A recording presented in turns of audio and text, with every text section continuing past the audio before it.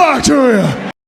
Welcome to another exhilarating episode of Sofa King Smarks podcast. My name's Chet Von Chesky, and we're about to break down WWE's PLE Crown Jewel and this past Monday's episode of Monday Night Raw. I'm here with my co-host, Dat Dude Ben, a.k.a. Who Bencio. How the hell are you doing, buddy? I am doing amazing. Yes. Yes. I watched Crown Jewel, and it was okay. It wasn't bad. It wasn't great. And then I watched Raw, and then I was doing sucky. It wasn't yet. It definitely wasn't great. No, it wasn't. And I watched the Hulu version, and that shit even sucked balls. The longest segment in the Hulu version was the women's match. Oh man, the battle royal is terrible. And oh my god, was that just shit on diarrhea? Yeah, that women's battle royal for absolutely no reason. That the final four of the women were in the fatal five-way at Crown Jewel. It was pointless. Yeah, they could have just had another fatal five-way and added Ivy. No, it made no sense. Yeah. It was illogical booking by Triple H. It didn't make sense to have, and I don't know. I don't care for random battle royals on Raw or SmackDown. See, I like battle royals. I don't care how like who is in it, if it's all jobbers or whatever, but it just didn't. If they would have just changed the ending just a bit, it would have been better. Just because you're trying to push storylines out there, but you're using the same storylines to push different ones, and it's like, no, like do something fresh. Like, don't get me wrong, like the whole Shayna Mariah Scary kind of thing is fresh because it's two heels, which I didn't mind that, but just like you said, there's no reason to have Raquel Gonzalez at the end and Nia Jax at the end. Get rid of them first. Get them out. They're out of the picture already. Build something different with what you have, not the same things over and over again. Yeah, it wasn't great. I was not a big fan of it. Twas not. But what I was a big fan of was the Drew McIntyre Seth Rollins opening match of Crown Jewel. Oh yeah, it was a banger. It was a banger. Crown Jewel opened from Riyadh, Saudi Arabia, and Seth freaking Rollins was defending his World Heavyweight Championship against Drew McIntyre. Drew. All right, so these boys started beating each other up back and forth. In case you weren't aware, Seth Rollins, he has bad back. He has a bad back. Bad back. Before you go, what did you think about the stage and the arena they were at? I thought it looked way bigger than it actually was when I looked up the capacity. I thought, okay. I actually didn't look at the capacity, but I was under the impression that it was going to be another like football stadium type arena. It was when I saw it, I'm like, this is fucking small for how big they hyped this up. Yeah. Well, the thing is that place only holds 13,000 people. Yeah, and the stage and the Tron took up an entire fourth of one side. Yeah, it was huge. And then they had like WrestleMania light poles around the ring as if they were in a stadium.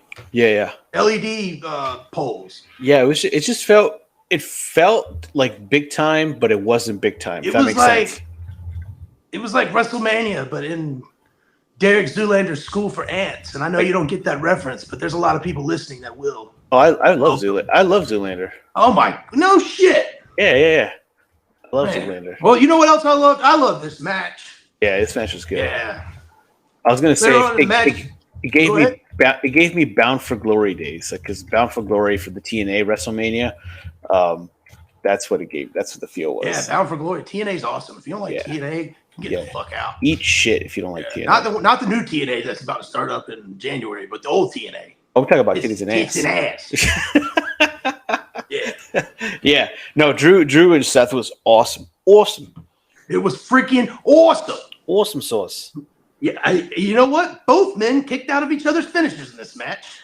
Yes. Little laugh we had there last week while we were making predictions on this bad bitch. That was great. But in the end, it took a super kick, a pedigree, and a stomp for the Visionary to finally keep the Scotsman down for the 3 count, ending a fucking phenomenal match. And as Rollins sat in the ring looking hurt, you know, he's got that bad back and all, a little sore. Oh, no way. Probably should get some of that icy hot on there. Damian Priest comes storming down, tries to cash in his Money in the Bank contract briefcase, but Sami Zayn comes out of nowhere, attacked him before running off with the briefcase. And I thought to myself, oh, here's a storyline they could do something with this briefcase that could be kind of cool. Let's see what happens on Monday Night Raw. Not Nothing. A damn. Spoiler alert, nothing thing. happens on Monday Night Raw. Nothing. Yeah. Sami Zayn goes back to the principal's office and turns the briefcase in. Yeah. That was fucking pathetic. No, McIntyre and Rollins was one of those matches where I'm so glad that they didn't give that they didn't. There wasn't too much buildup and there wasn't over buildup, if that makes sense. I'm glad that there was no interference by Judgment Day after being teased for both sides for weeks. Yeah, because they were all over this damn show. Yeah, and then at after the match where Drew is sitting down in the backstage and Rhea comes up and just shakes her head, I'm like, yes, let's go. Yes. Like, give me more story. Like this is what they should do with a lot of these stories. Is they they mix in. You have a side story for each character. And when something doesn't go right or a certain way, you can still piggyback on the next story, which is what we're getting out of Drew right now. Where something's going to happen with Judgment Day. Scottish Psychopath. This damn well be loading. Yes. Oh man, if all this is just for him to either not sign a contract and just fade away the next, I have no idea if any of that's true with this contract. Whether he signed, not re-signed. They added time on due to injury. It's supposed to expire sometime around right at WrestleMania, I believe, was speculated. Mm-hmm. So hopefully he puts the pen to ink. They pay the man. I mean, he's a sexy man. He's a big man. He's a big, burly, sexy man. And he deserves to be paid like one. Drew McIntyre. So, yeah, pay that motherfucker. Pay the mofo. Yeah. Endeavor, Vince McMahon, you're out of here. You're fired. Yeah. Ari Emanuel, pay these motherfuckers. Jesus. Yeah. Yes. All right, so next up we have the Women's Fatal 5-Way. Women's Fatal 5-Way. Yes. Involving Nia Jax, Mariah Carey, a.k.a. Zoe Stark, Raquel Rodriguez, and Shayna Baszler. Did you happen to notice who was doing the ring announcing this evening? No, I didn't pay attention to that. Byron Saxton was the ring announcer all night. Oh, yeah. Because, they do not allow women to speak in Saudi Arabia. Yeah. I mean, on microphone, out loud. You really don't make a difference with Byron Saxton. He still he wasn't bad, but he wasn't great. Sounds like a bitch anyways. He did his job. Yeah. I know. Rhea's entrance. What'd you think about that? Let's see here. I don't know why it took 2 days and 2 full moons for her to come out. Yeah, it didn't make any sense. Now I don't know the culture all that well. No, those were Ultimate Warriors druids. Undertaker put him in casket in 1992. Yes. That's hilarious. You missed the little details in the fine print, my friend. I did not read the fine print. Saudi Arabia, we murder you. We murder you. It didn't make, again, and I don't know if it's a cultural thing that the reason why they had all the gentlemen out there one by one taking 15 to 20 seconds to get to their spot. It got comical. It did. It was so long. Every time another one started walking, me and my brother started losing our shit. We're like, way. There's no way there's another guy coming. Yeah, they just kept coming and kept coming and kept coming. And then Rhea Ripley came out, and I started coming, and I started coming. Yeah. That's what I was going to go to. After the fifth guy, I'm like, okay, cool. Rhea's next. Another one? No, there was 32 more people, probably. Jesus I lost Christ. count.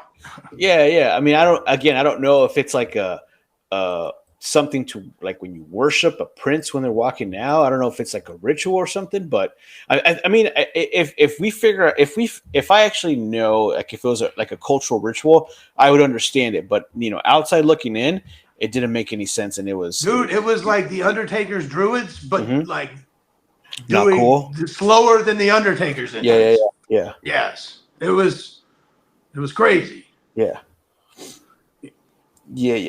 But right when the bell rang, the champion smiled at everyone, and they just squared up. It was awesome. Like when she just smiled at him, she was like, "I am going to fuck all of you up in some form or fashion during this bad." She can fuck me. Sideways, upways, cornhole, backhold, backwards, bent over, front door, back door, side door, reverse cowboy, entrance, exit, everything. Everything. Yes, we'll just call it. She can Kama Sutra me. Yes. There we go. Absolutely. Oh.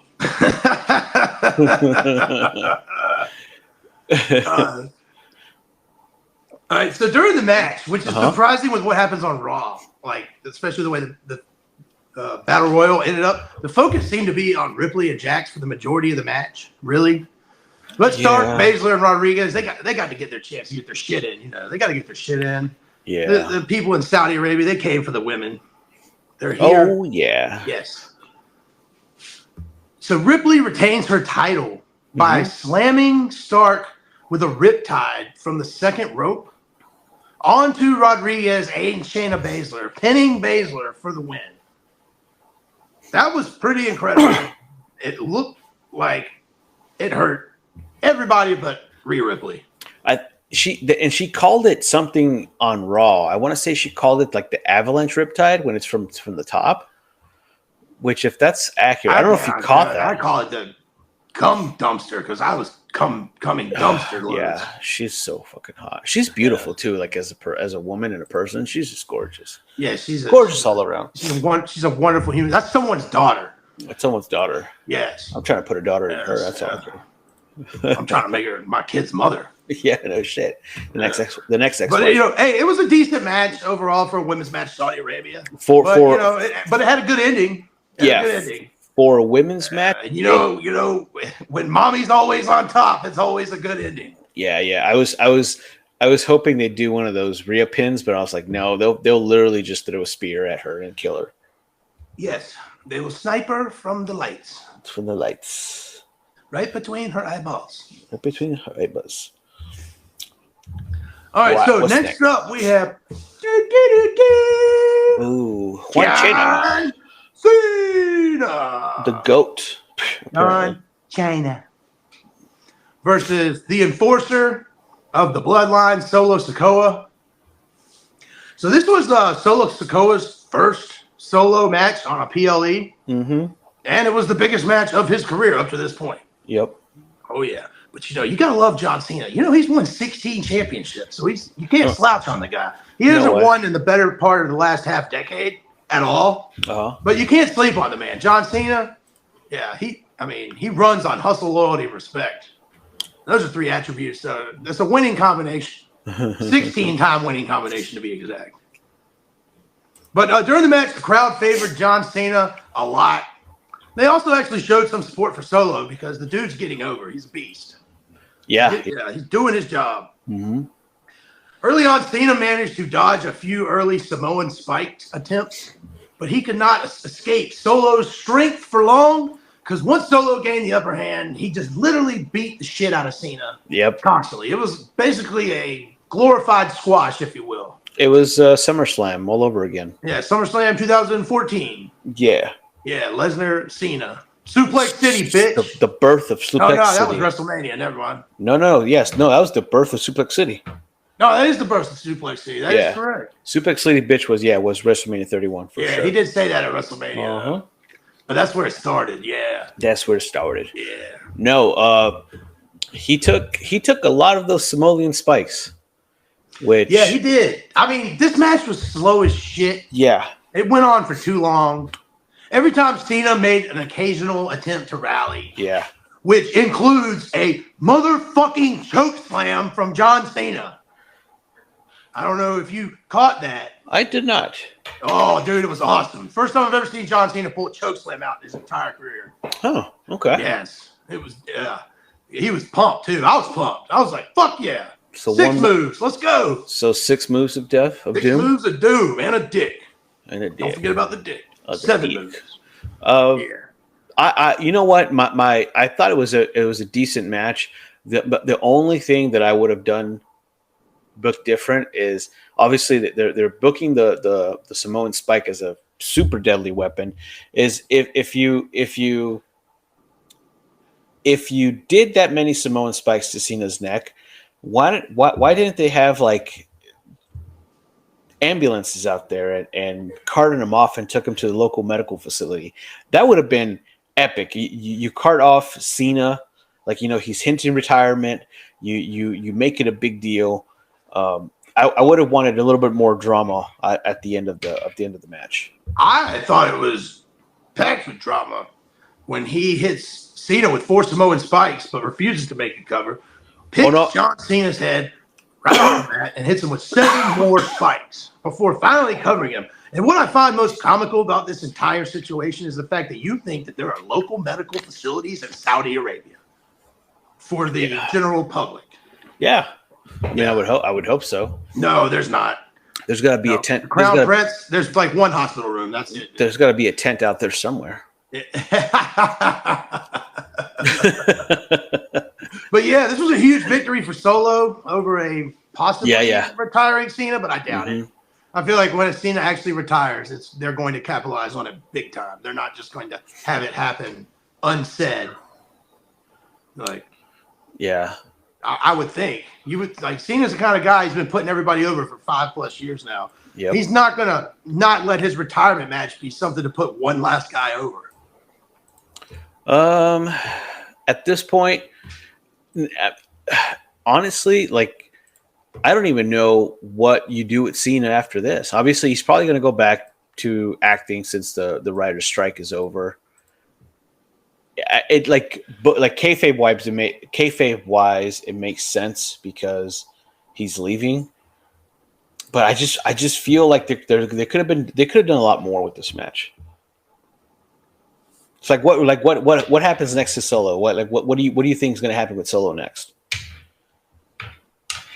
I'm not sure where he goes from here, other than being the enforcer of the bloodline.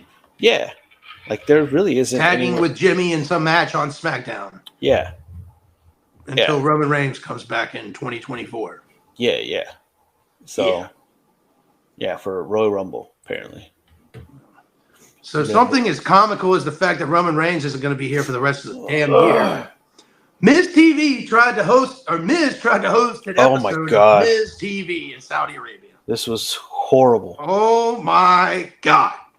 So they had on, I know you've heard of this guy. He's a legend. He's one of the best in the business. Actor, comedian, specifically Saudi actor, Saudi comedian, Ibrahim Al-Hajjaj. Before, he comes out for Miz TV. And the crowd erupts like he's a big deal. He probably is. Yeah. He's probably huge there. He's probably like the Jinder Mahal of Saudi Arabia. But Ibrahim Al-Hajjaj. Yeah, Al-Hajjaj. Yeah. But so he comes, but then Grayson Waller tries to come out and hijack the segment and turn it into the Grayson. This is when it just shit went off the rails. It was already going off the rails with.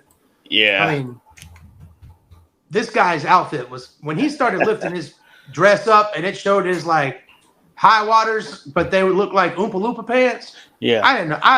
Me and my brother could not stop laughing at this son of a bitch. So yes, if his goal is a comedian and he's one of those shot for laughs, he did his job. Yep. Yeah. I mean, okay, so I just did a IMDb search on this guy. He was in the Saudi Arabian the Godfather. Tell me if you know this show, and since you watch everything, because I don't watch shit on TV. Alkalot Plus. Have you heard of that show? Yes, I love it. Yeah. Season 4 coming soon. It's a picture of seven people's heads in a blender. That sounds like a Saudi Arabian good time.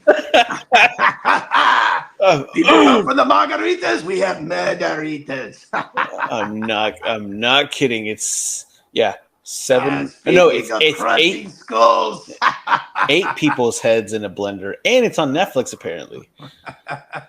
Well, speaking of someone else's head in a blender, Grayson Waller eats a skull-crushing finale, and he eats the people's murder or the people's elbow from Al-Hajjaj to end the segment, and I guess cement the Miz is a goddamn babyface. I don't know, dude. Yeah. I mean, great, cool, tight, whatever. Yeah. Do you have much more in your brain that accepts this other than cool, tight? Go fuck yourself. I mean, again, half glass full. Miz is a good worker, so I'm kind of excited to see what new things he could come up with. That he did bust out some pretty sweet moves on Monday Night Raw that he hadn't been using in a long time. Yeah. Yeah, I guess it's just one of those things where you just have to be hopeful that it's something good. I'm glad he's not talking about his balls anymore. Yeah. Me too. Me too. I mean, don't get me wrong. Other wrestlers, they could probably stand to talk about their balls a little more. Drew McIntyre. But The Miz, I was tired of hearing about his tiny ass balls. Drew McIntyre wants to talk about his big cojones down there. I'll hear him out. His big pipitachen. Yeah. Nothing. I fast forward over this. Yes. Yeah. It was not good. If you're an actor and I have a better body than you, then no. For the pop that he got, and just looking at this guy, like I'm in better shape than this guy. Dude, he was like the Saudi Arabian Kevin James coming out there. Yes, you're 100%. Man, I'm not kidding, dude. I'm looking at this. I'm King watching of this. Queens? No, we do not have queens here. I am the king of kings. The prince of princes. Remember, they don't have kings. Yes, we murder the queens. I'm watching this trailer of this show, and it looks fucking intense. So I might not look. I might not watch. I'd rather put my head in a blender. Yes. See. Yes, but so something awesome. Logan Paul versus Rey Mysterio for the United States Championship next. And, Paul got a pretty cool little entrance with the dune buggy. Yeah. Yeah. Everyone was getting some, I'm not going to say full-blown WrestleMania entrance, but some people got there was a lot of pyro for that little place. I mean, they did a good job of filming everything, the way they shot the whole place. Yeah. It looked great. Yeah, the photography the stage looked phenomenal. The stage looked like as big as WrestleMania 35 stage, just on the side of an arena. Yeah, you know what? Someone on Twitter mentioned this, and they said that if AEW, who can't really fill up their stadiums or their events, if they just took a little bit of the filmography from what WWE does, they could make every Dynamite look packed. Yes, they could. Absolutely. And I'm all for it. And they could also quit running NBA arenas with 3,000 people in them. Yeah, that's true. Yes. But yes, you are correct. AEW needs to stick to 7,000 or less arenas, and then they could literally shoot that to look stacked every time. 100%. Even with 3,000 people, you can pull it off. But when you're trying to pull off 3,000 people in Louisville's basketball stadium, which holds 20,000 people, and only 2,700 people showed up, 10% capacity. It's just not going to look good. It sounded like people were in there yelling at, the fair. Yeah. I mean, look at Impact. Impact doesn't sell all arenas and anything like that, but every time you see it, it looks packed, and it's just like 20 people there. Yeah. So they have as many people now as like their first show when they came back with fans from COVID. It's crazy. 12. That's funny. All right, so So what they've been doing lately with all of Logan Paul's matches, Mm-hmm. And they're doing a great service for Logan Paul, is they're putting him with competent performers who know how to get the best out of him. You know, and he's also picked up a lot of skills by wrestling with these people in a short amount of time and preparing for these matches. A huge skill in this match, by the way. Yes. Oh, yeah. I mean, during this match, Logan huge Paul one. hits a top rope moonsault fall-away slam into a pin.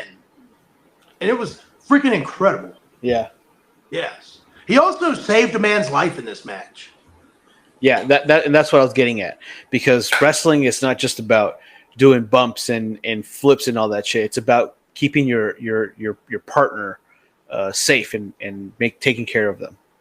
And Yeah, you need to wrestle him next week too, to keep generating that money. Yeah. You take care of everybody. Yep. Yeah, because when Rey Mysterio went to springboard moonsault off the middle rope, he undershot the hell out of it, and he was about to tombstone pile drive himself. Well, it looked like the ropes weren't tight enough because the Rey Mysterio is not a heavy person, and when he does that springboard, the ropes look very, very tight, so it gives him more of a slingshot up in the air. And this one, like if you watch the replay, when he jumps onto the rope like bends bad. Like it does do a bend. Yeah, it does do a bend, and that will cause you to fuck up your timing on your flip. So they fucked up on the ropes. Did you also notice that the ring was higher off the ground than normal? Yes, I did. Because during the women's entrances, 3 of the 5 people tripped, not tripped, but caught their feet on the mat because it was or I would probably say 5, maybe 6. It wasn't a lot, but it was higher. Yeah, it was just maybe a tad. It's no more than a foot. Yeah, I noticed it only because someone on Twitter pointed it out when I watched it. Oh, okay. I didn't really notice it until I saw him tripping, and then I saw something later, and that all made sense to me. Got it. Yeah. Because I didn't notice, other than that, I didn't notice all night that the ring was high. I just remember me and my brother laughed when the second person tripped, and then the third person did it. We really laughed. We're like, what the hell is going on? It's like they've never been in a ring before. But later in this match, one of Logan Paul's jabrones comes out, delivers some brass knucks. Then, out of nowhere, Santos Escobar comes out, gets the brass knuckles, goes to chase off the jabroni, but instead of chasing after him with the brass knuckles on his hand to beat the shit out of him with the same weapon you brought to deliver to Logan Paul, he drops him right on the edge of the ring perfectly on the apron, and then proceeds to chase after this big jabron. Yeah. And then, so Logan Paul gets over there, picks up the brass knuckles, eats a 619 from Rey Mysterio. Yeah. Then when Rey goes out to the outside to hit the springboard off the top rope, Logan Paul hits the one lucky knockout punch. It was 1, 2, so 3. clean. Yes. It was so clean. New United States champion. Awesome. Yeah. This was my favorite match of the night. It was awesome. It was great. It was great. Yeah, that lucky punch was clean. It looked flush. Ray sold it amazingly. He took the 619 before he did it. Yeah. Yeah, so you don't – it's insane. Yeah. This guy is so good. I think he's had like 8 or 9 matches. It's ridiculous. Yeah. And the cool thing is that, obviously after the 619, you're confused and everything, but then they call it the lucky punch because he hit it. He luckily hit it after the 619, which storytelling wise, that's great. I love it. It's fucking awesome. Would you like to hear an interesting statistic about the United States Championship? See. Yes. This was the first time in the 48-year history that the United States Championship was both won and lost outside of the United States in the same title reign. Paul, of course, won this title in Saudi Arabia, while Mysterio, he beat Austin Theory back on August 11th on SmackDown in Canada. Oh. Yes.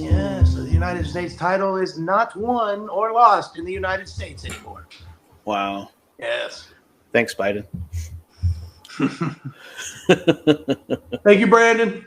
Thank you, Brandon. Thank you. Brandon. John Brandon sucks. All right, moving on. Io Sky versus Bianca Belair for Io's Women's Championship, undisputed. I'm not sure what they call that title. It looks good. Looks It great. is the WWE Women's Championship. Here's what I have on my notes. I remember three things from this match. Io winning. Yeah. Bailey's ass. Oh my lord. And Kairi Sane showing up. Kairi Sane is just one of the most beautiful women in the world. Yes, 100%. One of the most beautiful women in the world. Io Sky is a gorgeous woman. Oh, Io Sky she's very attractive, sexy. Like, she gives us this sexy. You can burn down a church. She's so hot. Yeah, but Kairi Sane is just fucking beautiful. Yes, but let me talk about Bailey's disco ball ass. Jesus, man! Oh my gosh, that was phenomenal. What she had on was great. That was my boner of the night. That was the boner of the week. Yes. Yeah, Stridex. Yes. Boner of the week brought to you by Bailey's ass. Brought to you by Bailey's ass. You remember those stupid commercials back when Raw was on? It'd be like the Stridex Extreme replay from earlier. Yeah. Remember to get your zits off your face, kids. Yeah. Keep watching wrestling. The Raw recap or whatever it was. Yeah, something like that. It was like Stridex. I don't even know. But yeah, Kairi Sane showing up out of nowhere, takes out Bianca Belair while Io Sky kept the referee busy. Which I love when they do that. That's something AEW doesn't do. They do not keep the referee busy properly. No. You can tell at AEW that the ref is actually looking at the action, and you're like, no, you're not supposed to be looking at it. But see, in this case, because Io Sky kept the referee busy, it allowed Io Sky to hit a moonsault on Bianca after the interference for the win to retain her championship. Kairi Sane's insane elbow is out of this world, man.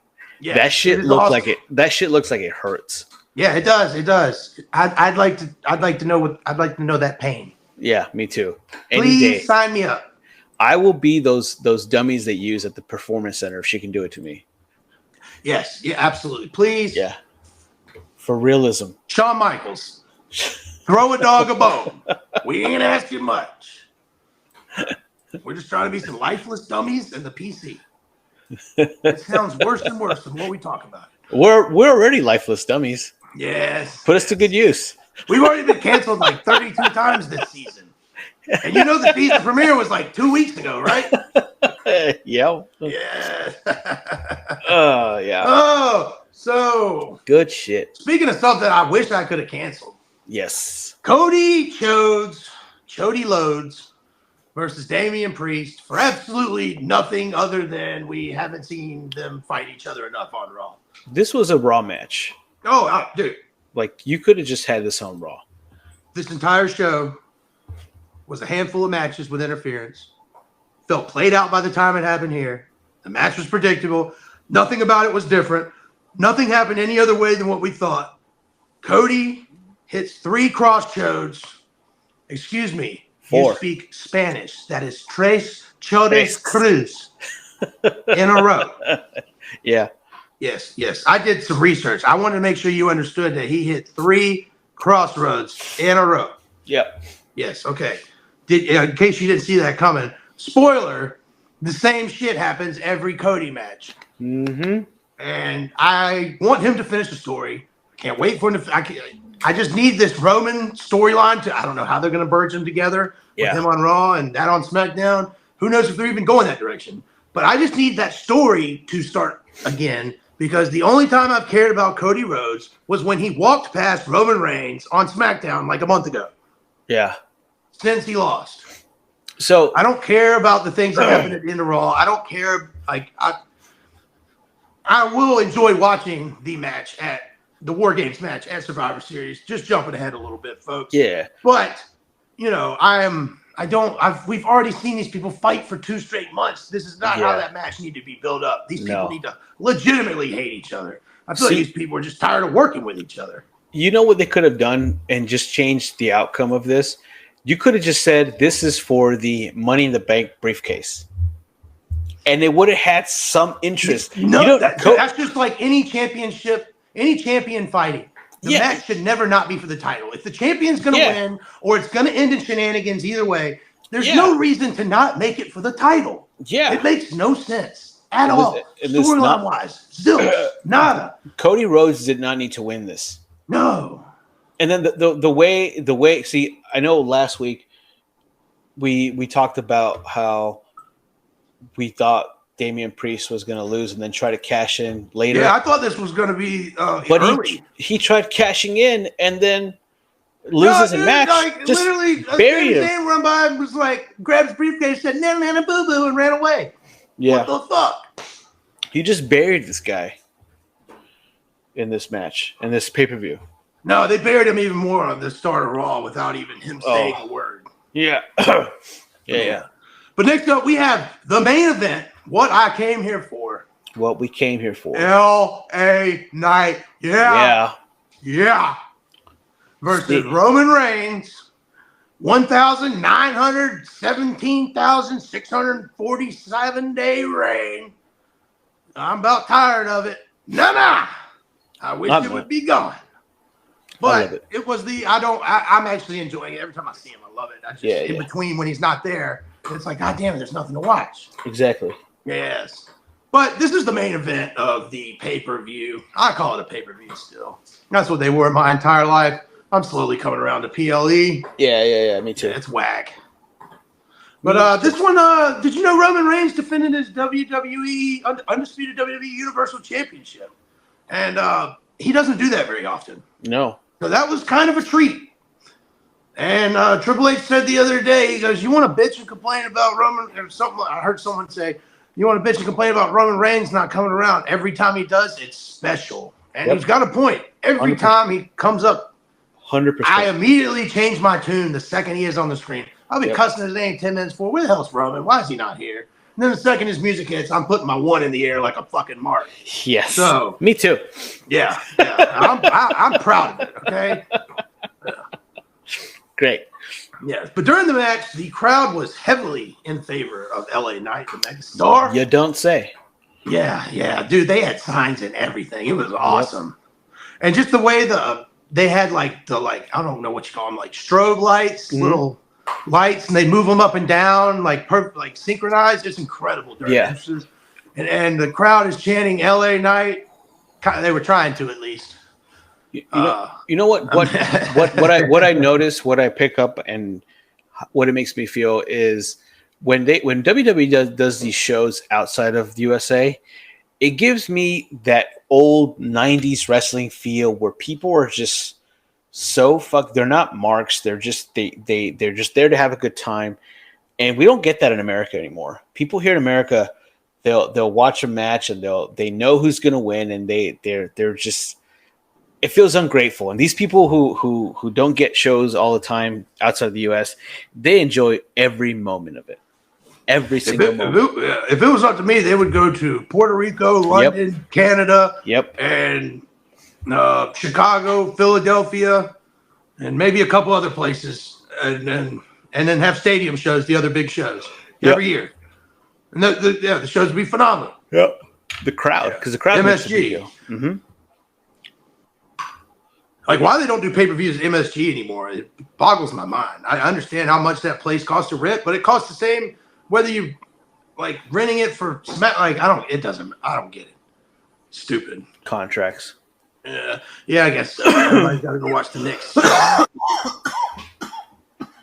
You got the black lung paw? I guess. I keep coughing, drinking water. All right, so early on in this match, called the Green Lung. This match followed the same standard Roman Reigns match. You've seen one in the past 3 years or 5,972 days. I think that's how long his reign is. Yeah. It's long periods of slow action with short sequences of sprinkled 2 moves, maybe 3 throughout, and then they go back to the short sequences of Roman walking around, taunting the crowd. The LA Knight thing. Everyone's like, Roman Reigns puts on these 30-minute bangers. I go, no, he puts on 10-minute wrestling matches with 20 minutes of walking laps around the ring. Yeah. He's just but, building I'm up. still here for it. I like it. But still, like when you start watching, it's just a slog. yeah. But quickly into this match, I guess one thing I appreciated is the ref pulled a total AEW ref move. He just started ignoring the fucking rules completely for the most part. Yeah. Yeah. Everything they did looked good. The way the story sold is, once again, we've seen this shit from the Tribal Chief already. It's every standard match. Solo Sikoa, Jimmy Uso get involved by providing distractions. Knight kicks out of a spear. Almost wins with a BFT, but Jimmy gets his cousin's foot on the bottom rope. Very close. I didn't know it was. I knew it wasn't over, but I was still pumped when he hit him with the BFT. I was like, ugh! And then the foot on the rope. I'm like, yeah. You fucking mark. Yeah. No. I was just because I was pumped that it was happening. I knew he was kicking out. Yeah. No, I'm a mark.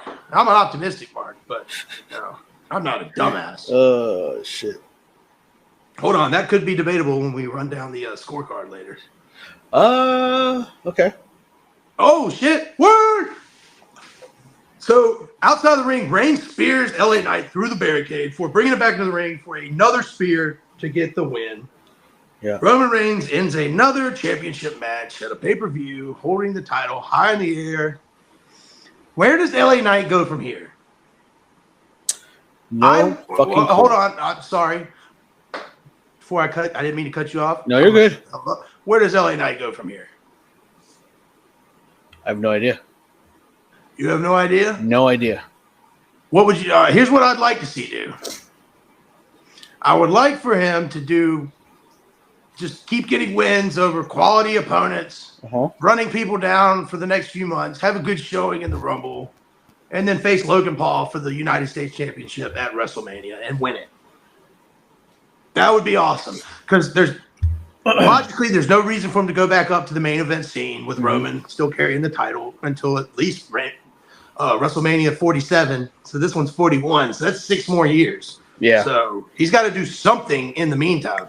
So I would like to see him have, because you got to think back when they were doing Money in the Bank, he was running Logan Paul down every time he came to the ring, verbally. Give me WrestleMania triple threat: Cody, LA Knight, Roman, and LA Knight pins Cody. You think they're going to Daniel? Oh my God, no! Yes, but no. That would be fucking awesome. Yeah. I was just like, no, they can't let Roman get out of this. God damn it. Yeah. I mean, I do. Good thing WWE and thank Michael Cole and Angel for explaining to me over the years every time I've forgotten about champions. There's no champions advantage in a triple threat. Yeah. So it's good to know that I know these things. And that would be freaking awesome. But Roman Reigns getting pinned in a I guess it wouldn't be a singles match, but it wouldn't be a tag match. I don't know. That'd be dope. Yeah. But LA Knight, Logan Paul verbally running each other down from Elimination Chamber to WrestleMania would be incredible. Yeah, I agree. I mean, first of all, Logan Paul holding the United States Championship between now and WrestleMania is so huge for the company. Him having that on his show, Impulsive, and just parading that thing all over social media, one of the biggest followings in the sports and entertainment world. All that is going to draw eyes on the product. Unfortunately, they have billions of people watching on social media, but only the number that watches Raw every week is slowly trickling down. Yeah.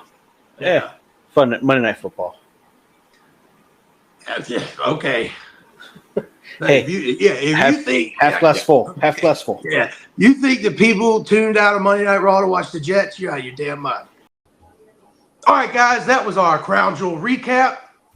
It was a great PLE from WWE, from Saudi Arabia, aka Glorified House Show, as Hoovy said. How do we do on the scorecards? Scorecards. Yes. Who was the big winner? Well, who's big wiener? It was actually closer than we anticipated. Closer than the experts predicted. Yes. We got every match right, except for Roman Reigns and LA Knight. You had Roman Reigns, I had LA Knight. But the big difference was you actually won the most points with the correct timing or closest to. But in the end, I ended up winning because I had Rhea Ripley as my lock of the century, and you had John Cena. Yeah, So that gave me the extra 5 points, and I beat you 41-38. Your winner and the newly crowned inaugural Sofa King Smarks predictions champion, Jubencio. Jubencio, big champion of Sofa King Smarks podcast. Yes.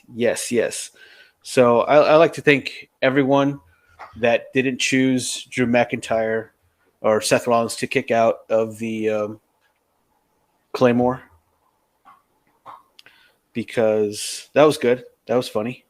That was the joke of the week in the other podcast we did, the other show we did on Friday, which was great. So yeah, dude, I really fumbled the bag on this one. And you know what, Jubencio? Yeah, what's that? Go fuck yourself. Yep, I figured you'd say that. My friend Christian Cage, he's fucking pissed right now at me mostly, but really you. Yeah. Hey, it's all right, dude. Now I have something to strive for. I am a scrappy underdog. Yeah. Fight from underneath. I like to fight from the bottom, because I like when mommy's always on top. But I'm coming for you, Survivor Series. We'll see. Yes, and Bobby, y'all are we will see. We will see. But yeah, you will know. How about that? Yeah, I ended up taking the W because I'm better at you, and you know it. Yeah, right on. Little MJF reference. Yeah, Maxwell Julio refried brains.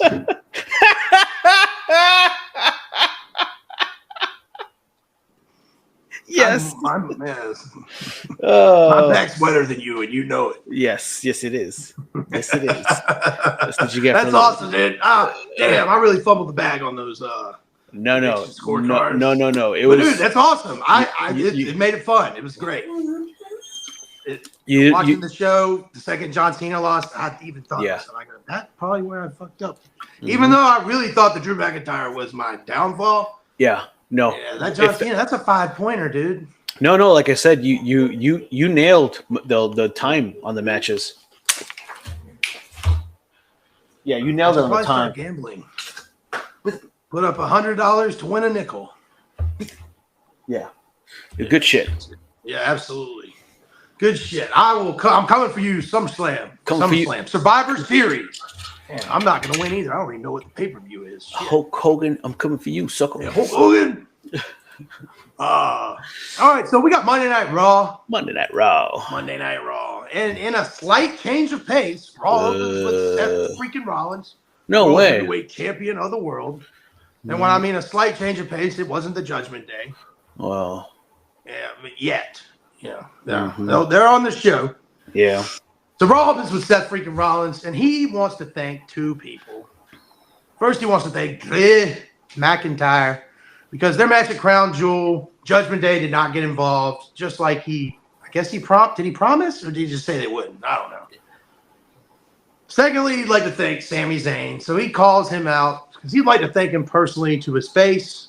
Sami comes out and said that he expected him to have Damian Priest's Money in the Bank briefcase with him that he stole on Saturday. But he said, let me guess. You showed up to the arena and Adam Pearce made you give it back. Mm-hmm. Sami just goes, that's exactly what happened. And I had to hit pause and go, what the fuck? Yeah. What? Are you fucking serious? The one thing from Crown Jewel that had a storyline coming out of it, that Sami Zayn had the briefcase. I thought this was going somewhere. Some kind of shenanigans from Sami pissing Damian Priest off on a weekly basis, running away with his briefcase. No. Sami gets called into the principal's office when he gets back to school. And he says, I know you stole little Damian's lunchbox out of his book bag, but I'm going to need you to give it back. Give it back. I'm going to call your mom. Give it back right now. Yeah. Is that how it sounded to you? That's exactly what ran through my mind when I was watching it. That's exactly what Sami said. Sami said that's exactly what happened verbatim. Seth then thanks Sammy for helping him during the match on Saturday. But Sammy says he helped Seth to make sure Judgment Day didn't hold all the titles because he's sick of them thinking they run Monday Night Raw. And he doesn't want them to become Bloodline 2.0. Not to be confused with NXT 2.0, a real juggernaut on Tuesdays back in the day.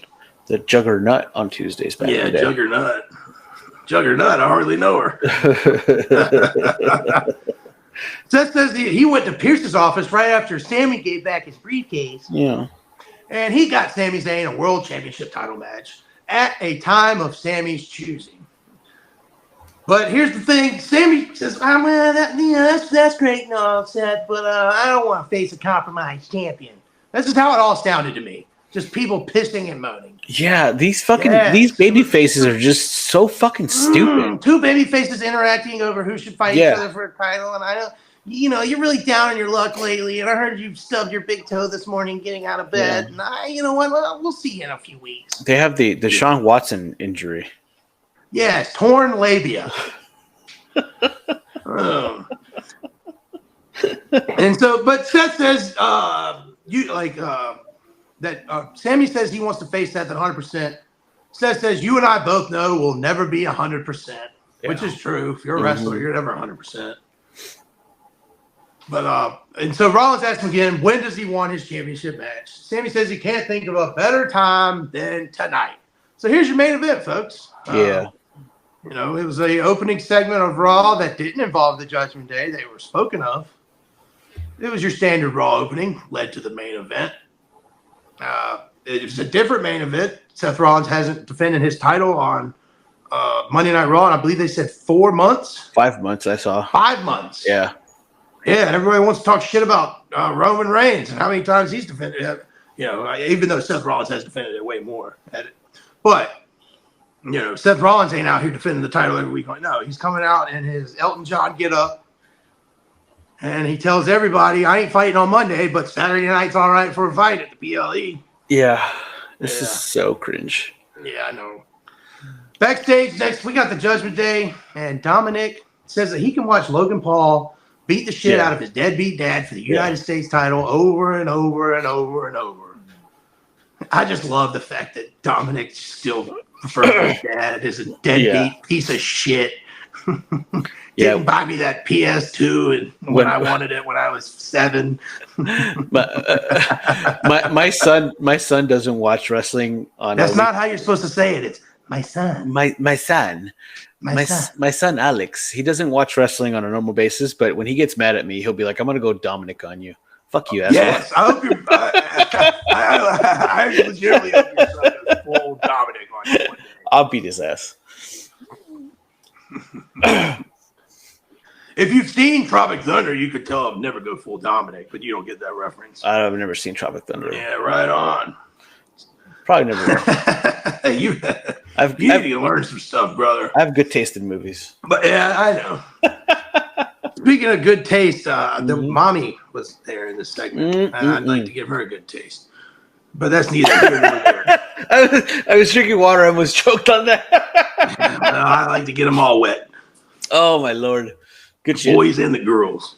So then Priest storms in, and this was kind of funny. Tigers. Well, the second part was funny. But he storms in like a pissed off kid who looked like he just had something stolen and he had to go retrieve it from the goddamn principal's office. But then he questions JD McNodick, who's wearing a Damian Priest shirt. And he goes, "Hey, did you pay for that?" And that I laughed out loud when he said that. Did you pay for that fucking shirt, son? Yeah. Yeah. Good shit. I know you got no dick. Do you have a wallet? So next up, we have New Day versus Finn Balor, Damian Priest, the undisputed tag team champions of the world. Please take these titles, for God's sakes. Yep. Jesus Christ. And I like the New Day. They're always, but like just this, I don't understand what they're doing here with these titles. Just please separate them. There's so many more storylines that could happen. I mean, just what the Alpha Academy is doing over the past 6 months. They deserve some run with one of those two straps on a show. Yeah. Even if it's a comedy run, it'd still be fun. Everything they do makes me. But this sucks. It's just rinse and repeat every Finn Balor Damian Priest match. I'm sick of it. During the match, Kofi Kingston goes for Trouble in Paradise. Damian Priest moves out of the way. Kofi reverses a Razor's Edge and hits a superplex onto Finn Balor. Then Woods from the top rope hits an elbow drop. Priest breaks up the pin. Priest then face plants Kofi into the announce table, then hits a South of Heaven chokeslam on Woods and a coup de grace. That's what I call it. I'm not calling it a coup de grace. Coup de grace from Balor for the win. Judgment Day retaining their. I don't even think this was a title. Was this a title match? I don't remember them saying that. Another, once again, why would you just not make this a title match? If New Day, I mean, if it was a title match, I don't remember. Because they have to earn it, man. You don't understand how wrestling works. Yeah, I guess so. I've never watched it before. Yeah. First time. But see, the problem is that New Day are one of the most decorated tag teams of all time. Do they need to be having champions, contenders matches at this point in their career? I think they earn a title shot. Just call it for the title. Nothing changes other than there's something on the line. Yeah. The viewer has a reason to care. Yeah. Even if you already know as a wrestling fan or AKA Mark what the outcome's going to be. Yeah. If there's something on the line, you have more reason to be invested in it while you watch. Even if, and I agree with you, but even if there wasn't anything on the line, if you're going to have matches like this, you got to have a match that's going to accelerate the story too. This did nothing. There was no reason for this match. There was no reason for this match. Other than New Day dressed up as Judgment Day for Halloween. It was 2021. Which literally goes back to our middle school, high school dramas where people are meeting up in the principal's office to hash things out. Yeah, it felt like 2021 Vince McMahon booking all over again, which is man, that was rough. That was meaningless matches. Yep. Yeah. All right, so earlier in the day, Jackie Redmond goes to interview a arriving Drew McIntyre. Drew McIntyre. In the parking lot. And she goes to ask him, what's next for you after losing to Seth Rollins at Crown Jewel? And he looks at her like, you dumb bitch. Gets right back in his car and gets the fuck out of there. Yeah. So he just parks in the middle of nowhere and doesn't turn off his car. Yes. Illegally parks wherever the hell he wants. Not even that. He just doesn't even turn off his car. Like, he just gets off, tries to do the interview, and just gets back in and just drives away. It's like, dude, turn off your fucking car. That just bothered me more than it should. I was like, come on, dude. For someone who hasn't seen very many movies, continuity errors really chap your hide. Yeah, it does. It does. You've been watching that Telemundo. I love Telemundo. They actually do have continuity in Telemundo. The novela. Las novelas. Yes. Sí. All right, so Shinsuke Nakamura has a match for no fucking reason against Kira Tozawa other than Vince McMahon's not in charge anymore, so the reason I want to say isn't the reason they're having this match. Yeah, but you knew where I was going with that. See. Did you notice during the match they started chanting CM Punk? Yep. It was and it wasn't like 20 people doing it. It was a good amount of people chanting it. But they let the hot rumor Tozawa get a few moves in, but that was just to promote him having a match on NXT. So they let him get a couple. He got in a German suplex and I think a Hurricane Rana. But other than that, it was a Kinshasa 1, 2, 3. Shinsuke Nakamura wins. Once again, Shinsuke Nakamura has just gone into the void after the Seth Rollins feud, and they'll probably just circle back to him and Big Bronson Reed anytime now. Who knows? He's gonna fight Punk. That would be awesome. Yeah, I mean, that's what they're when pushing we get at. to after the end of Raw. Let me tell you about the stupid take I heard online today. But about someone who might be in a match of games for war, or speculated. Okay. Yeah, cool. Proceed, my Caucasian brother. Yeah, my ass. Let's keep this shit Caucasian right now, folks. Fatal 4-way to determine the challenger for the Intercontinental Champion. We got Chad Gable versus Ricochet versus Ivar and Big Bronson Reed.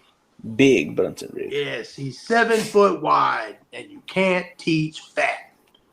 During the match, Ivar suplexes Ricochet stomach first onto the ropes. Yeah. Then while Ricochet's draped over the ropes, Bronson Reed ran and jumped his fat ass on top of the ropes, propelling Ricochet into a Hurricane Rana on Ivar.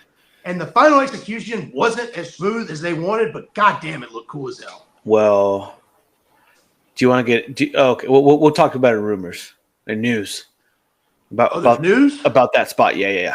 Oh, okay. Yeah, we'll talk about it then. Yeah, but yeah, it looked great. If that move would have went down how it was supposed to look, yeah, it would have been amazing. Yeah. No, I mean, it looked amazing just as is too. Yeah.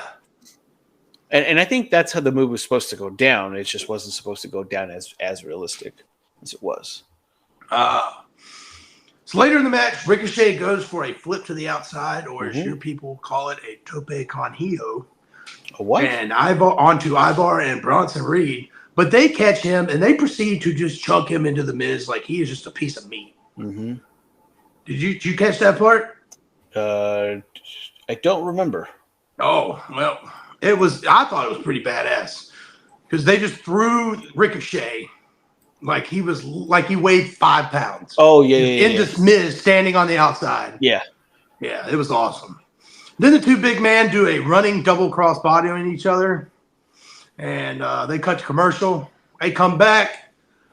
After a few hoop-de-hoops, they do the stupid superplex spot in the corner, a.k.a. the Tower of Doom, where the other two guys come and hold on to a leg of the guy giving the superplex and accomplish absolutely nothing. Mm-hmm. And for some reason, the guy that gives the superplex sells it even more than he does because those guys touched his leg.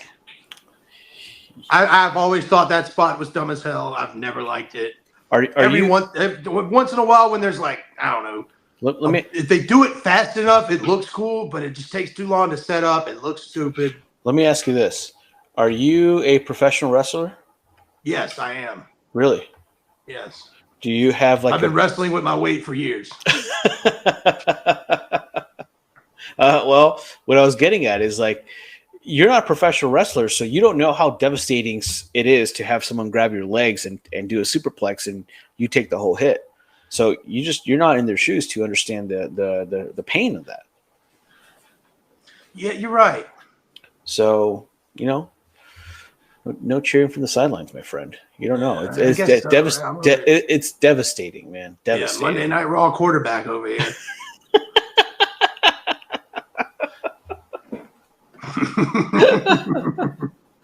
Yeah, dumb spot.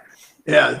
Speaking of what could have been another cool spot, but was clunky, convoluted, and took away from it. At the end of the match, Ivar and Bronson Reed both go to the top rope to hit a moonsault onto Ricochet and Reese to hit a tsunami onto Miz. However, Miz moves out of the way. After Ivar hits the moonsault on Ricochet, Miz rolls up Bronson Reed, and then the ref just starts taking forever to start counting. He's looking left, he's looking right, he's turning on his left turn indicator, he's checking his rearview mirror, and he looks to the left, he looks to the right again, he goes 1, 2, and then Ricochet just kicks out. Yeah. And Miz wins. Like, Miz was literally just sitting there, Rhea Ripley pinning Big Bronson Reed, and his face was right in his crotch, and he was trying to sell the roll up, so it just looked like he was just blowing Bronson Reed the whole time. For like 5-6 seconds straight, while the referee's just over there just catching, just glancing right at it, getting a good look. Yep. Real peeping Tom, if you ask me. Should have been counting the match. Because I couldn't tell if Ricochet was or wasn't supposed to kick out, because when he kicked out, it was like so long after he might have thought, I don't know. Yeah, no, we'll cover it in news. There is actually a legitimate reason why this went this way. Oh, that's what you were talking about for Yeah. Oh, I was talking. Oh, okay. Yeah. The whole so match. There were two different clunky ass moves in this match that resulted in not the finish they wanted, but yes. In theory and part of the execution were awesome. Yes. So Miz wins the match with a roll up. So he will be facing the Intercontinental Champion Gunther at Survivor Series. And he's had that championship for over 500 days. I don't see him as losing. He's going to be cutting some baby face promos about how we won World War II a couple times over the next few. I'm not sure what the hell he's going to do to try to sell this match. I'm kind of here for a Miz face turn, I guess, but I didn't want him to face Gunther at Survivor Series. But I didn't. If it wasn't, I don't know. I guess Chad Gable was probably the best option to do it, but he wasn't even in the damn match. That would be the match I'd be most excited to see him at Survivor Series. Yeah, 100% agree. Yeah. Speaking of something that I 100% do not like upon my third hearing, DIY's new theme music. Oh. It sucks. But before we had to listen to that tragedy, earlier in the day, the Creed brothers and Ivy Nile signed their contracts for Monday Night Raw. So they're the Creed brothers, as they say, is consisting of Julius and Brutus Creed and Ivy Nile. They are the Creed brothers. Yeah. Yes. So after they sign their contracts, DIY walks up, and they are already like cringe. They're not doing anything to make me like them. No. And remember the DIY at all. Oh, but they challenged them to a match, and then Pierce in a stupid comical way goes, I guess I can make it official. Yeah. Oh, shucks. That's the only fucking job I have is to make shit official. Yeah. Might as well. Damn, fuck you, Pierce. These new I enjoy listening to Nick Aldis talk, and he's at least engaged and involved in the show. Pierce is just like that dumb cuck in the corner who just agrees to everything. This is my take on what Pierce is right now. Let me hear it, brother. Yes. Did you get that? Did you hear that? No, let me hear that one more time. Let me see. Let me turn up the volume real quick here. Bitch ass white boy. He is a bitch ass white boy. Dude, he's a plain ass cracker. I'm talking about saltine. It's just plain vanilla ice cream. He's vanilla ice cream. Huh. Yeah. Okay. And I like vanilla ice cream, but not on Monday Night Raw. Well, I bet you would. Yeah. The kettle calling the pot black. Yeah, the kettle calling the pot white.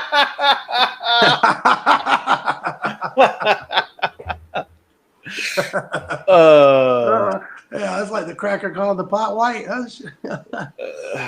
We lost all those fans. DIY's new theme music sucks. About as bad as that joke I just made. This was a decent back and forth tag match, but the crowd literally didn't give a shit. They didn't give two flying fucks about this match. And then Ludwig Kaiser comes out of nowhere while the ref isn't looking. Once again, the ref's eyes are pointed in the proper direction. AEW takes some goddamn notes. Yep. And kicks Johnny in the head. Then Julius picks up Johnny into the electric chair, and Brutus hits the Brutus ball off the top rope for the win. And Brutus pretty much lands on everybody. It's a bad move for everybody but Brutus, it looks like. Yeah. But I'll do the Creed brothers. They keep another victory, up-and-coming tag team, new tag team. I like the Creed brothers. Yeah, thought they were awesome. And what little NXT I've been watching over the last year or two, they are pretty stellar athletes. The raw strength of Julius. I think Julius is going to end up breaking away in a Shawn Michaels, Marty Jannetty type situation from his brother. And he's going to become a star. I don't know if this guy can talk very well. I haven't listened to many promos. But his in-ring athleticism, and he hasn't been doing this that long. I mean, that sit down from his ass, pick him up into a standing suplex. Yeah. That's incredible. Yeah, we'll see until they start pinning him against big guys because they're fighting all the small guys because they can do the feats of strength. But we'll see. I mean, they're fun. They're okay to watch. They're fun.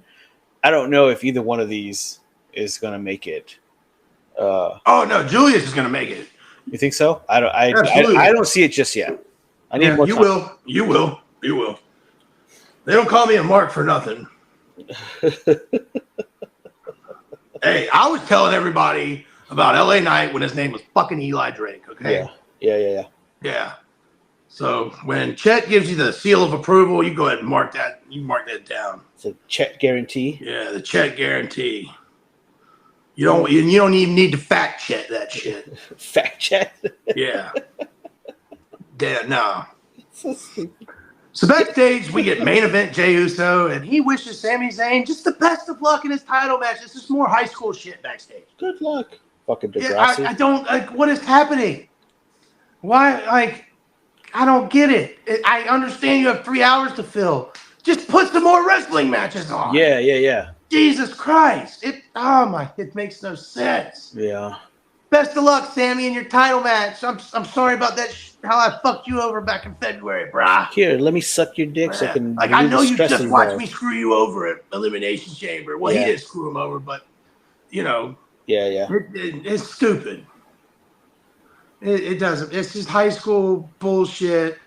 He tells him next week that him and Cody have a rematch for the tag team championships against Judgment Day, and I just went, yippee!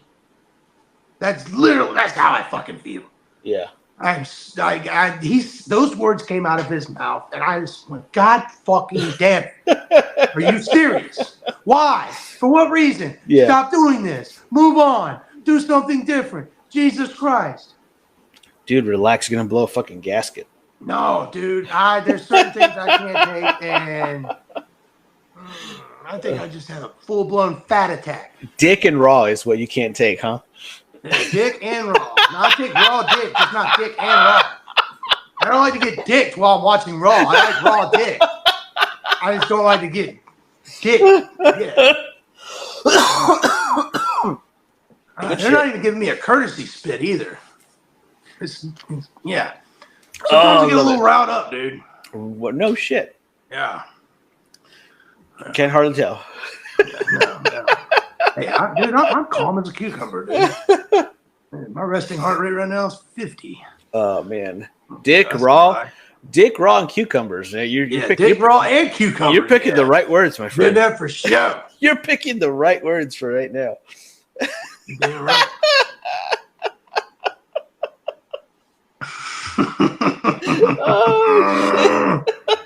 Oh, that's awesome. All right, so we go from one backstage segment directly into another backstage segment. Yeah. With Becky Lynch. Up walks Nia Jax. Oh, yeah. Her robust outfit.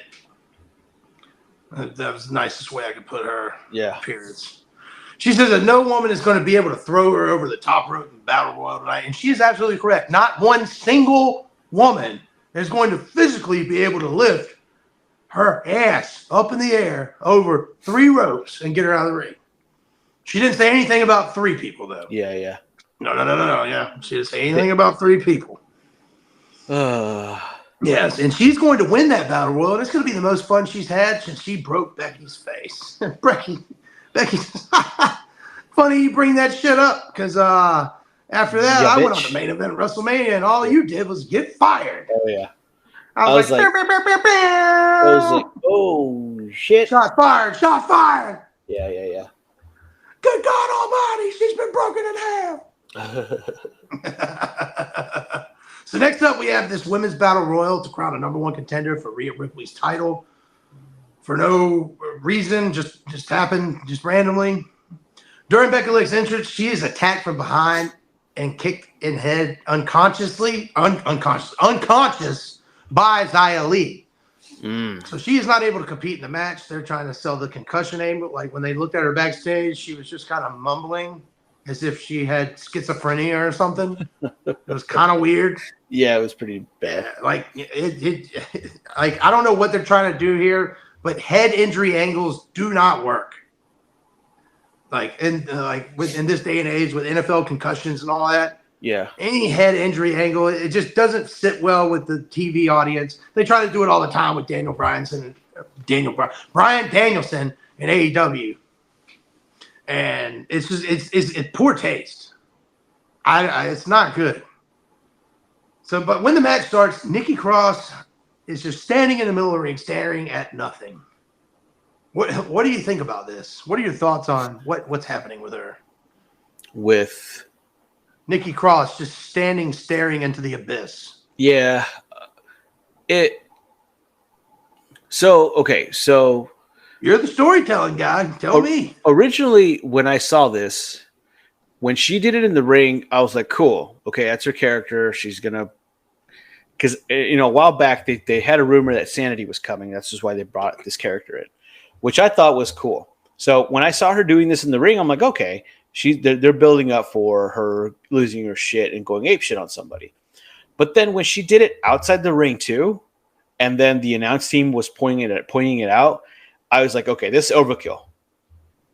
It's a thing. She stood staring at Hardcam side when she got eliminated for the next few minutes. Yeah. Then when they went to commercial, they moved her over to in front of the announce table. Yeah, it was just so it's like there's no like if she would have stood staring there where every time the Hardcam zoomed out some, she did not move. I'm not going to say it makes sense because I have no idea where they're going with this. Yeah.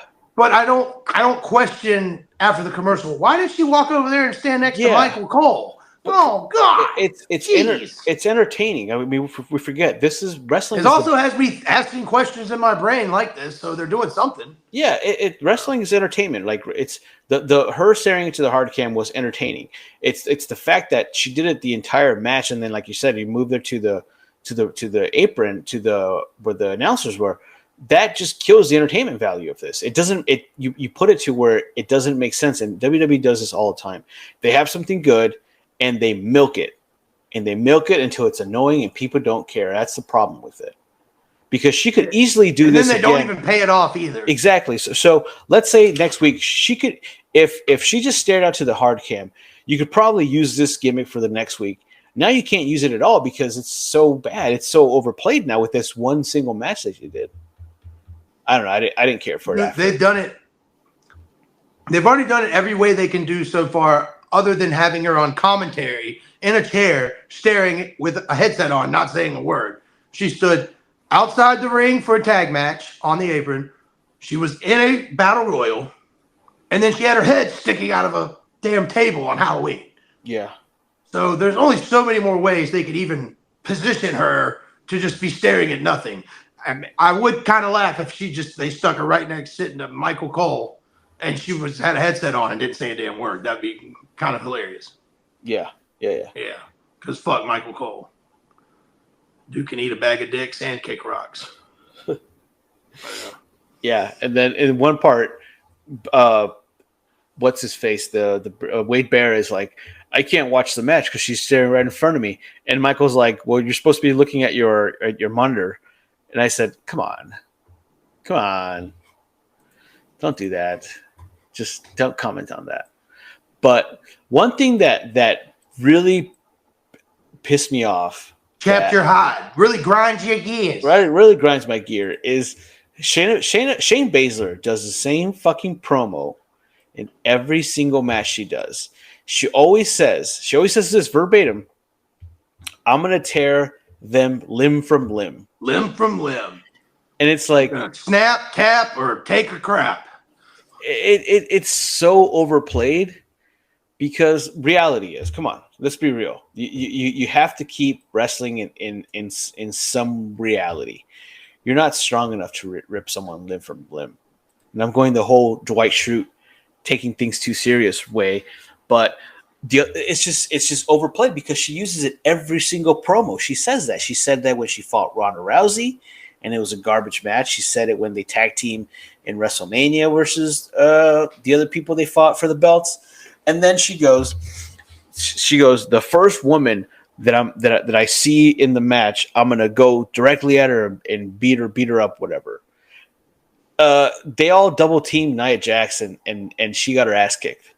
Yeah. It's just, come on. Like, if you're going to say something. They dropped the ball with Shayna Baszler. Yeah. Part of it was the pandemic happened because she won the Elimination Chamber right before the pandemic. Oh, yeah. And eliminated every person in the match. Well, I think what happened was they knew Becky was pregnant at that time.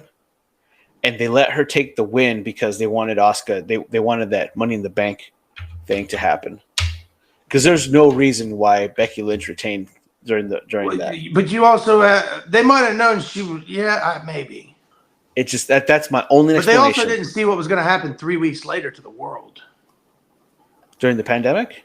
That match, the Elimination Chamber was no. The Elimination Chamber was great. I'm talking about WrestleMania where Shayna lost. Oh, okay, yeah. I would think that Shayna was going to win that match. Yeah, me too. Yeah, but they knew Becky was pregnant because a month later they had the Money in the Bank match. So they was like, oh, we're going to give this moment to Asuka and you to share the TV time, whatever bullshit, which is, it's okay. But yeah, because that match was bad. That Shayna Becky Lynch match was fucking garbage. Bad. But not as bad as this match. No. This match was freaking pointless because when they got to the final 5, it was the same damn 4 women who faced Rhea Ripley at Crown Jewel, plus Ivy Nile, who had a pretty good, I guess, they gave her opportunity to showcase her. Yeah. She's a pretty strong little girl. I mean, she picked up Nia Jax off the ground for a split second, and it did not look like she struggled to do it. No. She literally could have picked Nia Jax up and walked around the ring. It just, per kayfabe and wrestling, that would not have made sense in that moment. I do want to point out one thing. I mean, I've seen her on TV, but I actually never paid attention to her. But Katana Chance, holy booty on that. Dude, she is 90 pounds, 30 pounds booty. Dude, she has a fucking... Well, her tag team partner's ass is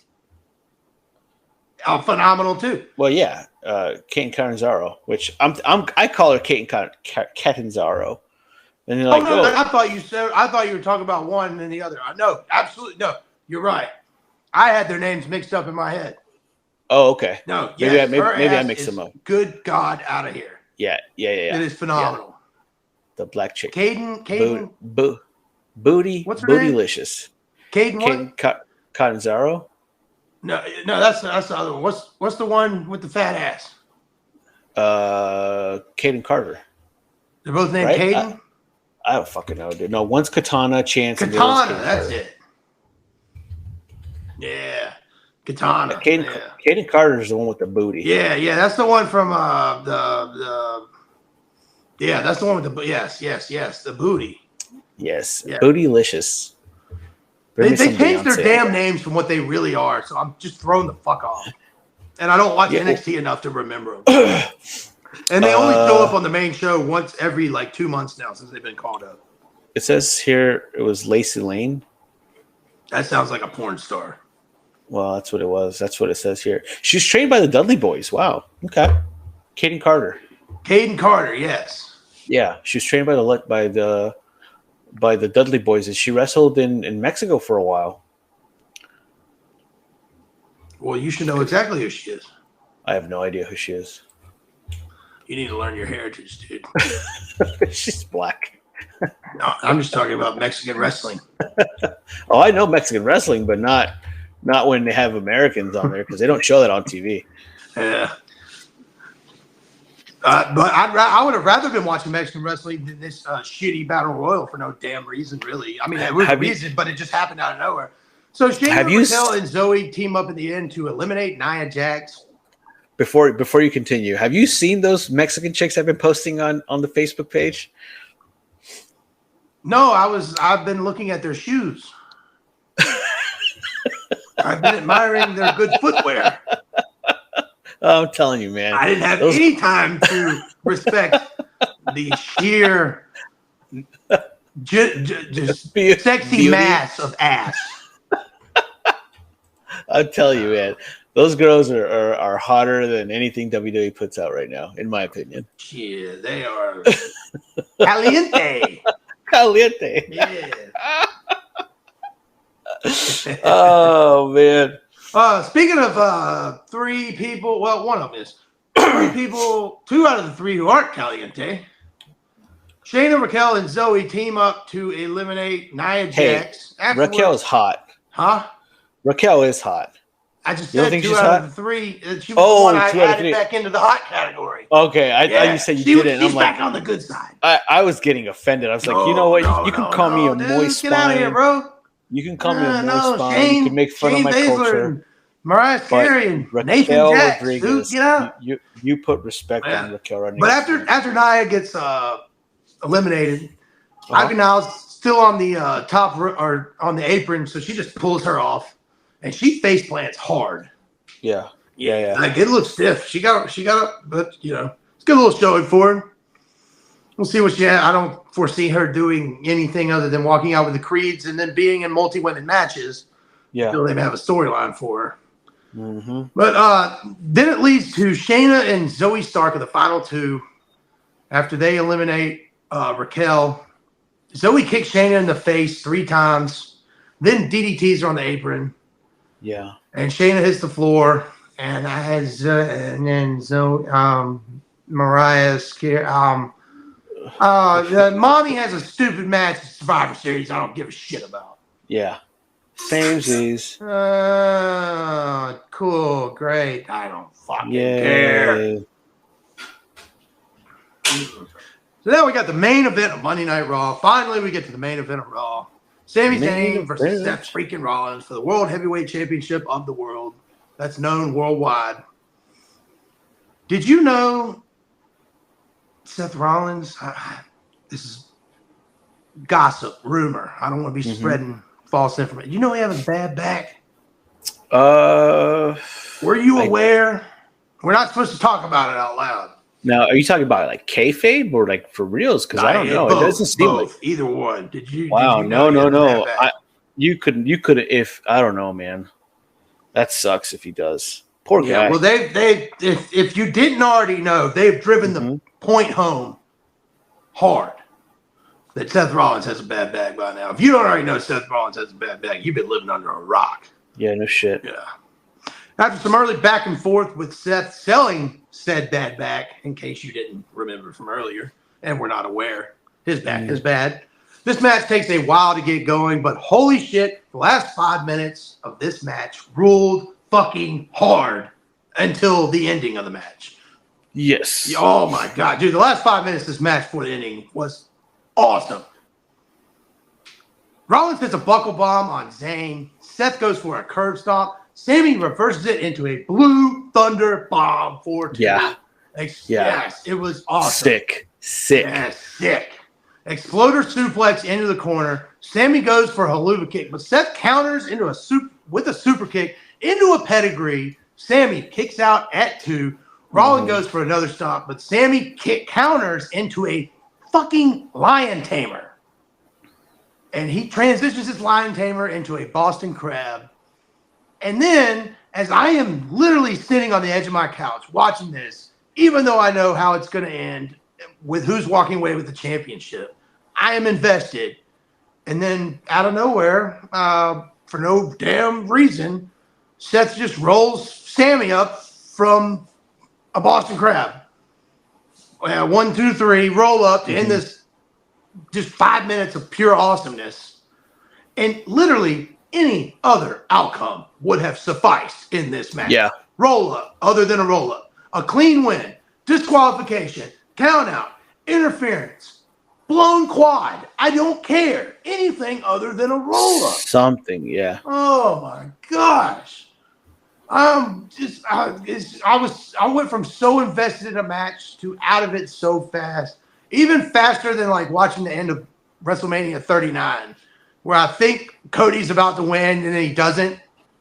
This was even more of just like literally WWE looking me in the face and telling me to go fuck myself. It was dumb. It made like there were so many ways they could have gone with it, but they didn't. Yeah. Yeah, I agree. But, that's why we watch wrestling. Because they surprise us. Even if the surprises are bad, it still surprises us. Oh, I'm glad you were surprised. Did you see after the match, Sami and Seth, they shook hands. They respect each other. Yeah, Ring of Honor. You know what? You're a good guy. I'm a good guy.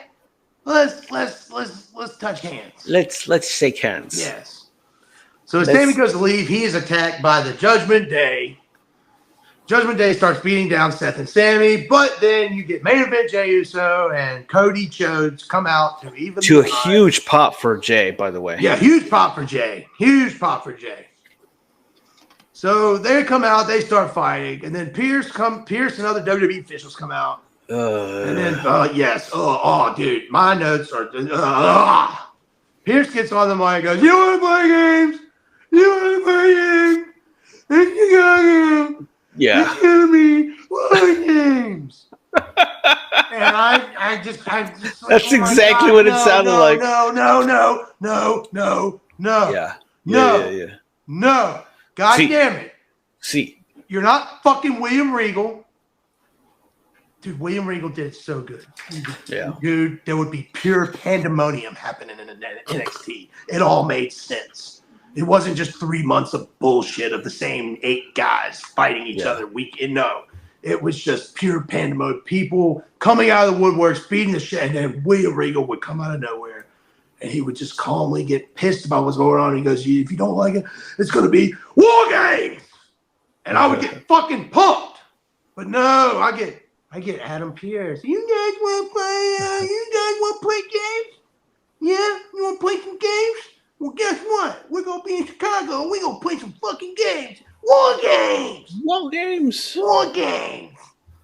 I couldn't grab my fucking remote control fast enough. I was fucking dude. That was so corny. William Regal works for the fucking company now. He's back with WWE. Yeah. I don't even care if logically it makes no goddamn sense for William Regal to announce War Games. Don't care. Per kayfabe, it's the dumbest thing. It's better than what Adam Pearce did. It was so corny. I hated it so much. It took away from the situation.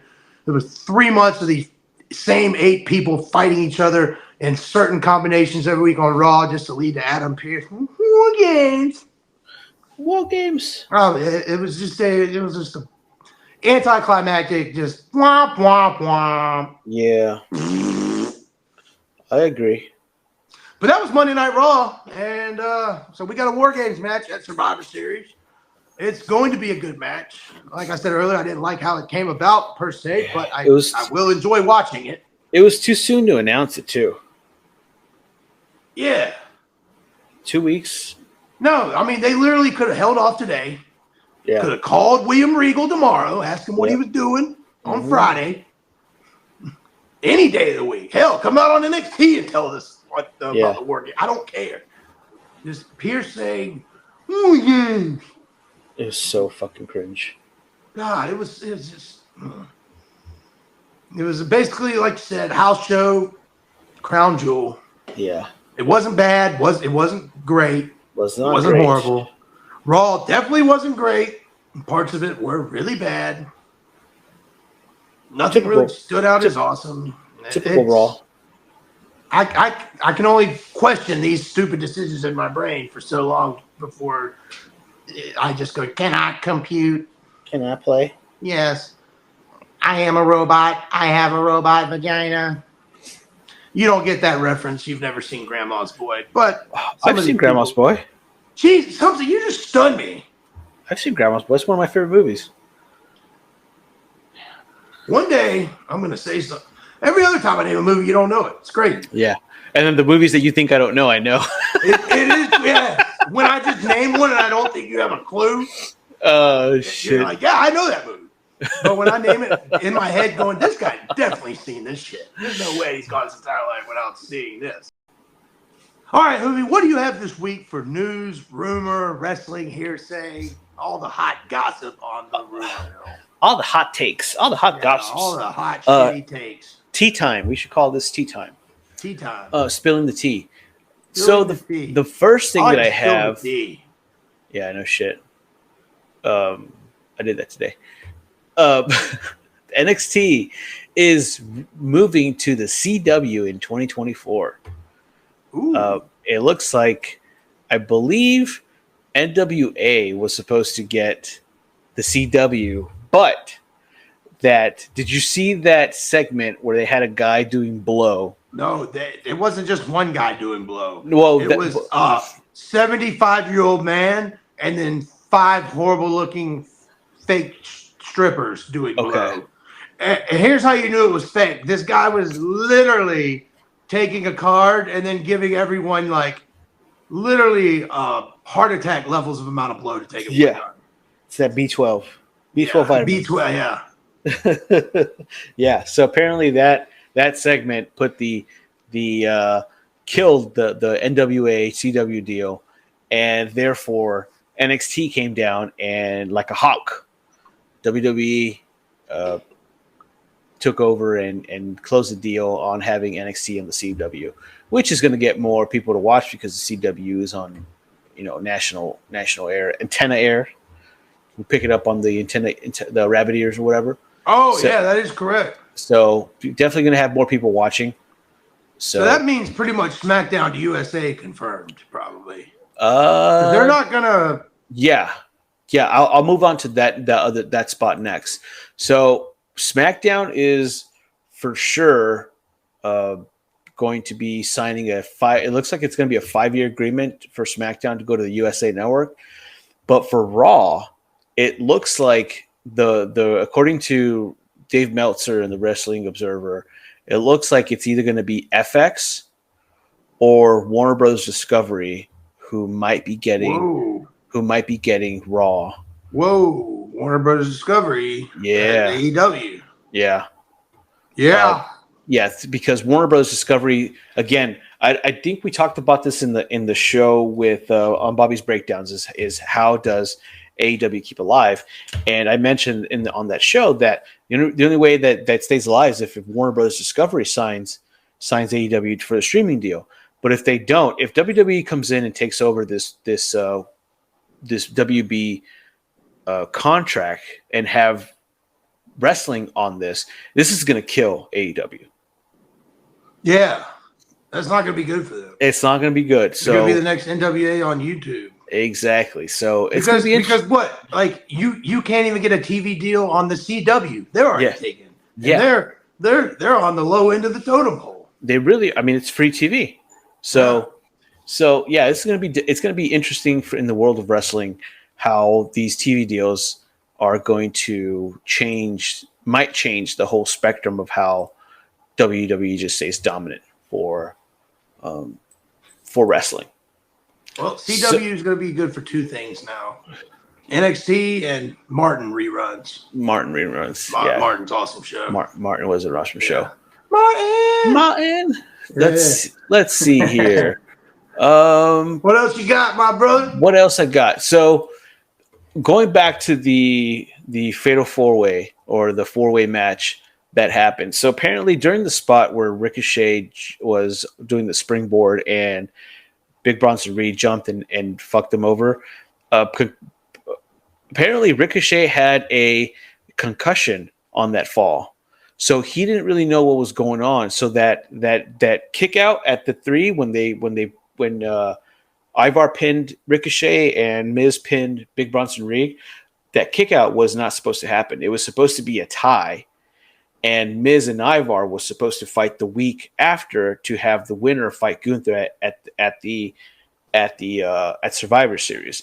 Hence why Ivar attacked the Miz after the match. Because they still want to have that happen. Because when you look at it, the ref, when Ricochet kicked out, if you go back, the ref was like genuinely surprised that he kicked out. That's why he counted one more 3 after that, because he didn't know what was happening. So when they announced the Miz the winner, you could see the ref saying, "No, that's not right. That's not how it's supposed to go down." You can read his lips when he says that. So yeah, this match was supposed to be a double win for Ivar and Miz, with the winner of that fighting Gunther at Survivor Series. So hopefully Ricochet's concussion isn't as bad as concussions can get. So because Ricochet's been good in these last few weeks. No Vince McMahon, and they're letting him do his thing, which is great. I love it. That does suck for him getting concussed. That does explain the clunky finish to that match. And then speaking of Gunther, the reason why he wasn't at Crown Jewel was he's having some visa issues. So he can't leave the country until he gets it done. Because if he leaves the country, he can't get back in. So he's trying to become a U.S. citizen. I do remember reading this. Yeah, he's trying to become a U.S. citizen for his citizenship if he leaves. Yeah. So that's the trouble he's having. Because that's also why Ray Phoenix couldn't go to All In London. Yeah. Yeah, because he's also trying to get his Residency. yeah. Get back in your country. He's trying to become a natural citizen or a U.S. citizen. Something you might not know about, or you do. I don't know. I was born in America. Never mind, dude. Born raised in America. Yeah. You built Ford tough. Built Ford tough. Gunther is speculated to miss the Elimination Chamber in Australia too because of said residence regulations. But he will be able to fight at Bash at Berlin. Yeah, because that's a year from now. Yes, and he's also going to be. Yeah, so he's supposed to be settling this whole resident stuff by March. So yeah, he missed Crown Jewel and he'll miss Australia, and then hopefully he should be good by August of next year for Bash at Berlin or whatever the hell it is. I don't like that name, Bash at Berlin. No, I don't like that name because it's a play on Bash at the Beach, and it's could have come up with something else. But well, I was thinking World War II vibes. Like, yeah, still sensitive subject for some of y'all.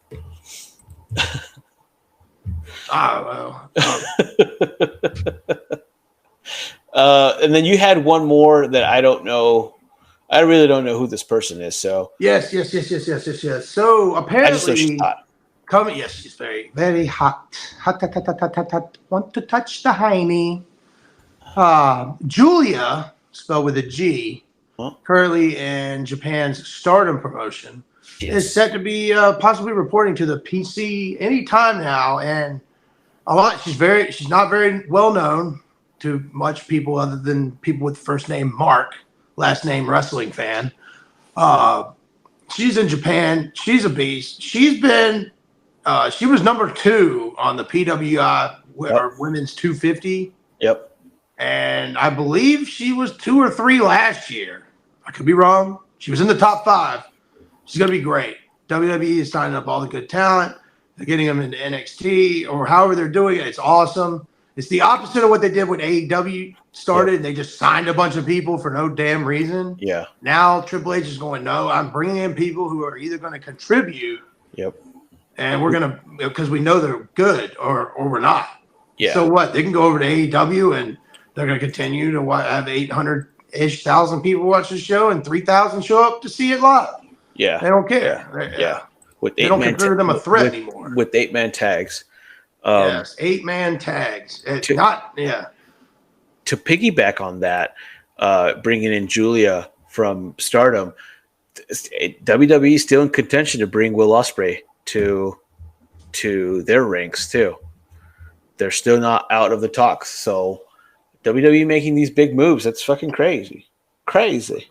Yeah, it is. It is good. I like that they're bringing in these good people. They're bringing in people Vince McMahon never would have. I was just gonna say they're doing non-Vince McMahon moves. Yeah, they're doing non-Vince shit.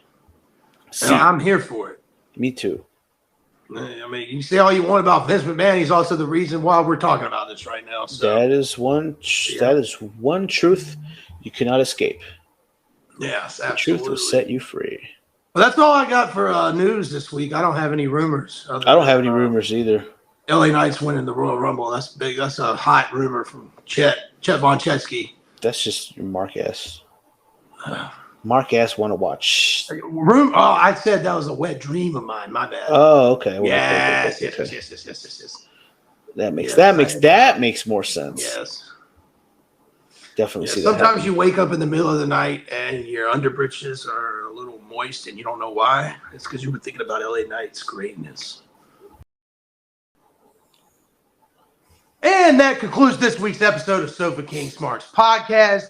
If you enjoyed this phenomenal, hilarious content, please give us a like, follow, subscribe, thumbs up, 5-star review. We are on Spotify, Apple Podcasts, Google Podcasts, YouTube, MySpace, TikTok, all the good stuff. I am Chet Von Chetsky. You can follow me at Chet is Wrestling on all those same social media platforms. I am here with my co-host, That Dude Ben, a.k.a. Whobencio at Instagram. How do you spell that, brother?